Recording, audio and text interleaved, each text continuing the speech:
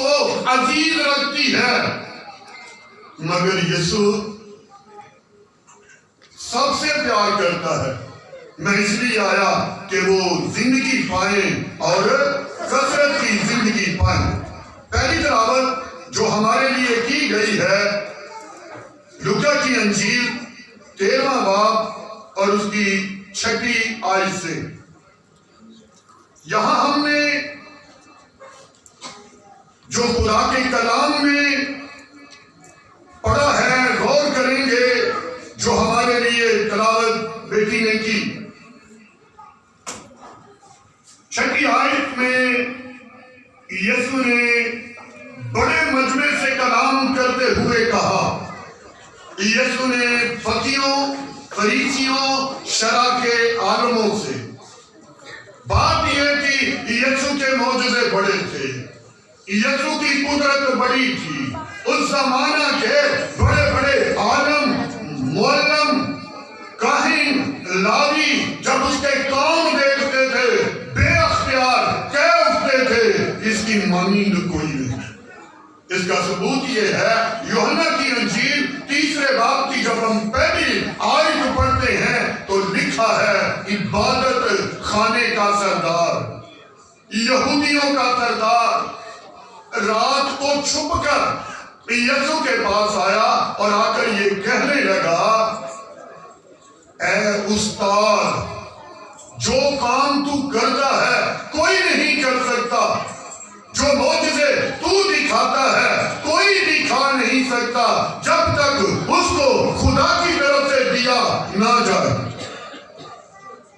بہت سی باتیں ہوئی آگے، مگر میں بتانا چاہ رہا ہوں کہ یسوع کے کاموں کو جب بڑے بڑے عالم، شرع کے معلم، عبادت خانوں کے سردار، ہیکل کے سردار دیکھتے تھے، چپ ہو جاتے تھے، دنگ رہتے تھے، منتیں کرتے تھے، آپ ہمارے گھر آئیں، آپ ہمارے عبادت خانہ میں آئیں، آپ ہمارے ساتھ بیٹھیں۔ تو یسوع کہتا تھا، نہیں، تمہیں میری ضرورت نہیں، میں اس لیے نہیں آیا کہ تمہارے پاس بیٹھوں، میں گناہ گاروں کے لیے بھیجا گیا ہوں۔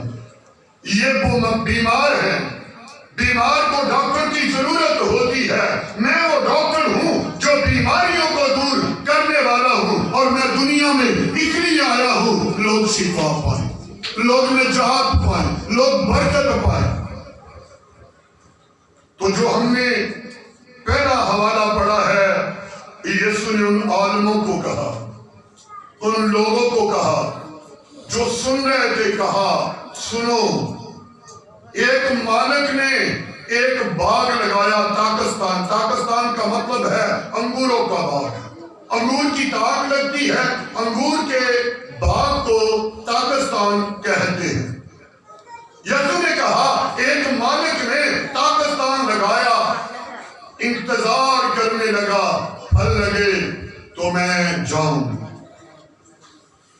تو یہاں انجیر کی بات ہے، انجیر کا تاکستان تھا، یہ انجیر کا باغ تھا۔ تو انجیر کے باغ میں مالک پھل دیکھنے گیا، اس نے پودوں کو دیکھا، بڑا پھل لگا ہوا ہے، خوش ہوا، مگر ایک درخت اس نے دیکھا، وہ بے پھل ہے، اس میں پھل نہیں، اس انجیر کے پودے میں پھل نہیں۔ چلا گیا، دوسرے سال پھر آیا، پھر پھل نہیں ہے، باقی پودوں میں پھل ہے، پھر چلا گیا، پھر مالک آیا اور نوکر سے کہا، باغبان سے کہا، دیکھ میں 3 سال سے آ رہا ہوں، اس میں پھل نہیں، اس نے جگہ گھیری ہوئی ہے، بہتر یہ ہے اسے اکھاڑ اور اس کی جگہ وہ پودا لگا جو پھل دے۔ ہلیلویا۔ باغبان جو باغ لگاتا ہے، وہ مالی جو پھول کو پانی دیتا ہے، پودوں کو، جو محبت مالی کو باغ سے ہے شاید کسی دوسرے شخص کو نہ ہو، اور اس کے لیے بہت سی مثالیں موجود ہیں۔ اس نے مالک کی منت کی، اے مالک میں تیری منت کرتا ہوں، مجھے 1 سال اور کروں گا، میں اس کے چاروں طرف تھالا کھولوں گا، زمین کو بولوں گا، نئی کھاد ڈالوں گا، مٹی بدلی کروں گا، میں جو بھی کر سکتا ہوں اب اس کے ساتھ میں اسپیشل کروں گا۔ 1 سال مجھے دے، اگر آگے کو پھلا، اگر اس نے پھل دیا تو اچھی بات ہے، ورنہ جو آپ نے فرمایا میں کاٹ دوں گا، میں 1 سال مانگتا ہوں۔ یسوع نے بڑے مجمع سے یہ تمثیل کہی۔ ایک بار پطرس، یوحنا اور یعقوب، یہ 3 شاگرد یسوع سے بات کرتے تھے اور اکثر ان کو یسوع الگ لے جاتا تھا۔ یہ یسوع سے کہنے لگے، اے استاد، جب لوگ جمع ہو جاتے ہیں، جب بڑی بھیڑ لگ جاتی ہے، اب تمثیلوں سے کلام کرنا شروع کر دیتے ہیں۔ درخت کی مثال، پودوں کی مثال، قوموں کی مثال، چڑیوں کی بات، پھولوں کی باتیں، بہت ساری باتیں ہماری سمجھ میں نہیں آتی، تو یہ لوگ کیا سمجھیں گے؟ تو یسوع نے کہا، اس لیے کہ لوگ دیکھتے ہوئے نہ دیکھیں، سنتے ہوئے نہ سنیں۔ یعنی اس کا مطلب کیا ہے؟ یہ بات یسایہ نبی نے اپنی کتاب میں لکھی ہے، جب یسوع آئے گا لوگ اسے دیکھتے ہوئے نہ دیکھیں گے، جانتے ہوئے نہ جانیں گے، سنتے ہوئے نہ سمجھیں گے۔ ایسا ہوا، بڑے بڑے عالم یسوع کا کلام سنتے تھے، ان کی عقل کام نہیں کرتی تھی، مگر بہت سے چھوٹے لوگ، گناہ گار لوگ یسوع کا یقین کرتے، توبہ کرتے، شفا پاتے اور ایمان سے جاتے۔ ہلیلویا۔ یسوع اکثر تمثیلوں میں کلام کرتے۔ جب یہ بڑی بھیڑ تھی، فقی فریسی عالم موجود تھے، یسوع نے یہ بات کہی۔ یسوع نے کیوں یہ بات کہی؟ اس کا مطلب کیا تھا؟ یسوع لوگوں کو کہہ رہا تھا، خدا نے تمہیں بہت سال دیے ہیں، اس پودے کو دیکھو، اس نے پھل نہیں دیا، اس کا مالک کہتا ہے میں اسے کاٹ ڈالوں گا، اسے کاٹ ڈال۔ تم جو پھل نہیں دیتے تمہارا کیا حال ہوگا؟ ہلیلویا۔ ابھی بہن نے ہمارے لیے تلاوت پڑھی ہے یوحنا کی انجیل 15واں باب، اس کی پہلی آیت۔ یسوع نے کہا، انگور کا حقیقی درخت تم سب میری ڈالیاں ہو، جو ڈالی مجھ میں قائم رہتی ہے وہ پھل لاتی ہے، اور میرا باپ باغبان ہے، وہ درختوں کو چھانٹتا ہے، ٹھیک کرتا ہے، اور جس طرح میں اپنے باپ میں ہوں اس طرح تم مجھ میں قائم رہو۔ اگر قائم رہو گے تو پھل لاؤ گے، اگر قائم نہیں رہو گے تو پھل نہیں لاؤ گے۔ اسی سے سیم مراد یہی ہے۔ یسوع کہہ رہا ہے لوگوں کو، سنو، یہ سال جو تمہیں نیا دیا گیا ہے نا، یہ ٹیسٹ ہے، یہ سمجھو تمہارے لیے آخری ہے۔ اگر تمہاری زندگی میں پھل نہ ہوا تو انجیر کے درخت کی طرح کاٹ دیے جاؤ گے۔ مالک نے یہ سوچ لیا ہے۔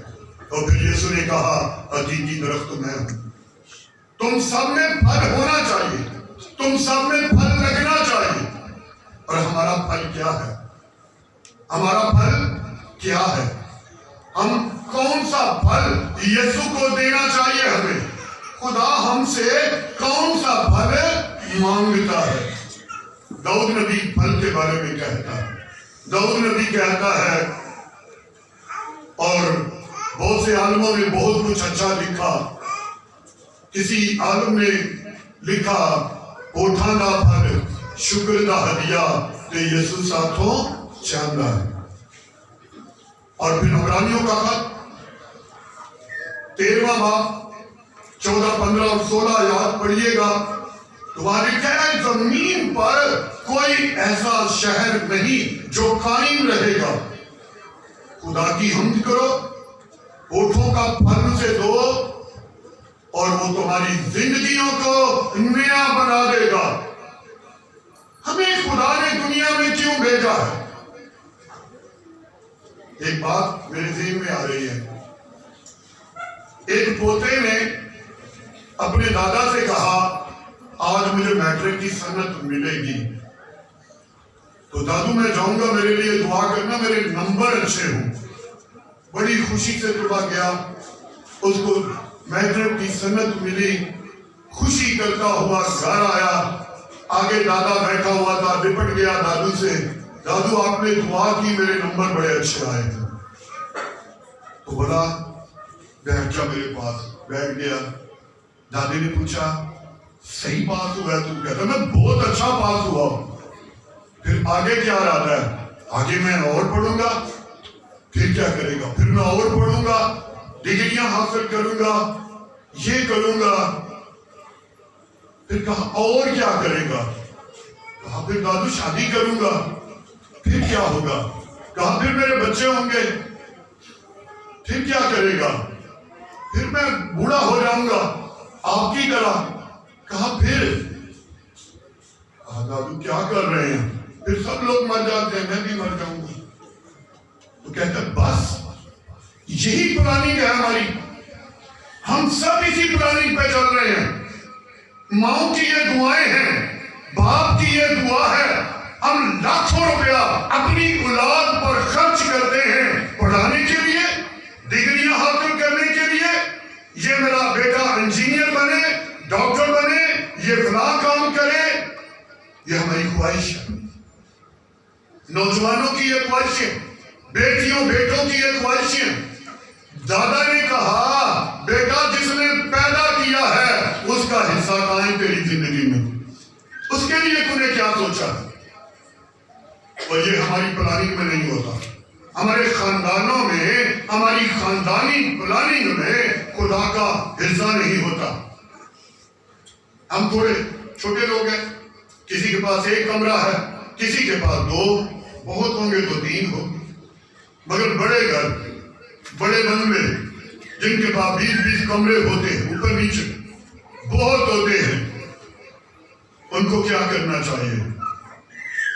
जब खुदा हमें बड़ा करता है तो फिर सोच भी बड़ी होनी चाहिए। आप ऐसे घरों में गए होंगे, ऐसे घर होंगे। अगर कोई मसीही ऐसा जिसका बड़ा ऐसा घर हो, तो क्या उसने एक कमरा खुदा के लिए रखा है? नहीं। यही हमारी प्लानिंग गलत है। यही हमारी प्लानिंग गलत है। हमारी जिंदगी में खुदा के लिए टाइम नहीं है। हमारी जिंदगी में खुदा प्लानिंग में नहीं है। इसलिए हम बहुत पीछे हैं, बहुत पीछे।